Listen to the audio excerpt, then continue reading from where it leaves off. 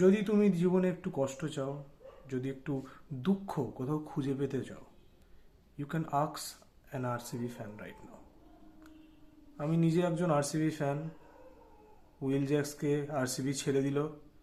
আমরা যবে থেকে রিটেনশন লিস্ট হয়েছে তবে থেকে ভেবে আসছি যে আরটিএম ইউজ করবে, আরটিএম ইউজ করবে। উইল জ্যাক্সকে একের পর এককে ছেড়ে দিচ্ছে, কে এল রাহুলকে ছেড়ে দিচ্ছে, ইউজি চাহলকে ছেড়ে দিচ্ছে, মোহাম্মদ সিরাজকে ছেড়ে দিচ্ছে। ভাবছি উইল জ্যাক্সকে রিটেন করবে, উইল জ্যাক্সকে আরটিএম রাইট টু ম্যাচ করবে, উইল জ্যাক্সকে রাইট টু ম্যাচ করবে। আকাশ আম্বানি এসে হ্যান্ডশেক করে গেল, এমন সুন্দর ডিল দিয়েছে ওদেরকে, ওদের টিম স্ট্রং হয়ে গেল। কি করছি আমরা? কি করছে আরসিবি ম্যানেজমেন্ট? কি করছে?